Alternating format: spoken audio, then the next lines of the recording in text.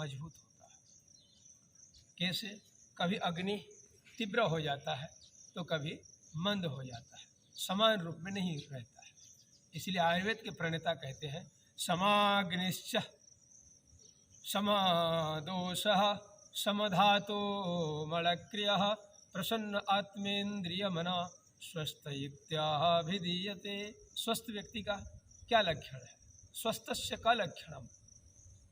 आचार्य भरद्वाज ऋषि की परंपरा में बाघभट्ट हुए, उनको उनकी शिष्य ने पूछा कि स्वस्थ व्यक्ति का क्या लक्षण है?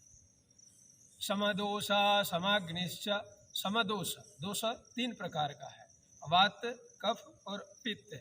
इन तीनों की इम्बैलेंस, असंतुलन से ही हमारे शरीर में कभी वात की विकृति हो जाती है, कभी पित्त की, कभी कफ की, और उसी के हिसाब से शरीर में ठंडी, गर्मी, दर्द आदि जितने हैं सब वायु के चलते। वो बात बढ़ी हुई है, उसको शमन करना है। तो समदोष, जिनका 3 त्रिदोष समान है। अगर किसी का कब्ज बन रहा है तो त्रिदोष शामक औषधि है, जैसे कि त्रिफला कहा जाता है। ये तीनों दोषों को समान करने वाला होता है समदोष। समाग्निश्च, अपने जो जठर की जो अग्नि है वो भी समान होना चाहिए, कभी तीव्र हो जाता है तो कभी मंद हो जाता है। तो समदोष समाग्निश्च। समधातु हो, 7 प्रकार की धातु है शरीर में। क्या क्या है? रस है, रक्त है, अस्थि है, मज्जा है, शुक्र है, आदि करके सप्त धातु है। कभी कभी किसी का वो पृथ्वी तत्व, मांस तत्व बन जाता है तो केवल शरीर ही मोटा हो जाता है और बाकी तत्व कम बनता है। किसी किसी की शक्ति में वीर्य शक्ति बनता नहीं है, जितना खाते हैं तो शरीर बढ़ जाता है लेकिन ताकत नहीं रहता है। तो समधातु हो, जितना हम भोजन कर रहे हैं, क्रिया कर रहे हैं, योगिक क्रियाओं के द्वारा सभी धातु समान समान रूप में बढ़ेंगे, तो आपका आयु भी देखने को पता नहीं लगेगा और जल्दी बुढ़ापा नहीं आएगा। तो समदोष समाग्निश्च समधातु मलक्रियः। उचित समय में मलमूत्र का सवेरे विसर्जन हो, उठते ही ब्रह्म मुहूर्त में, सवेरे एक बार चला गया, शाम को एक बार चला गया है, बार बार आना वो भी शरीर का रोग माना जाएगा। तो इसीलिए मलक्रिय भी समान होना चाहिए।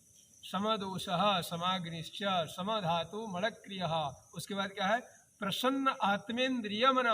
आत्मा और एकादश इंद्रियां जो मन सहित वो हमेशा प्रसन्न में रहें, ऐसे क्रिया करें, इतना ही प्रसन्न रखें। प्रसन्न आत्मेन्द्रिय मना स्वस्थ इत्याभिधीयते।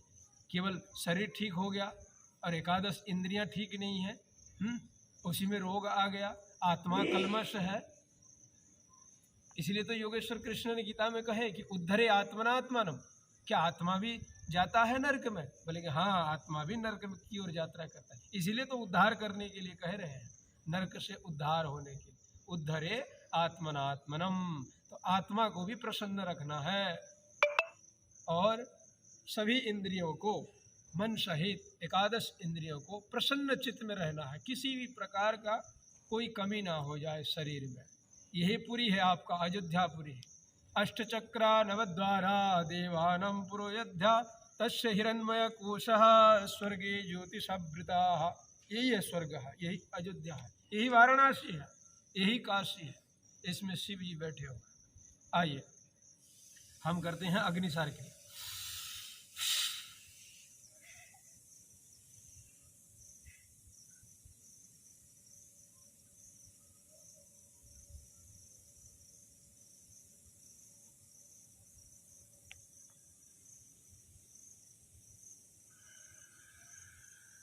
पुनः सांस को लेकर के पुनः सांस को छोड़ दिया जाए।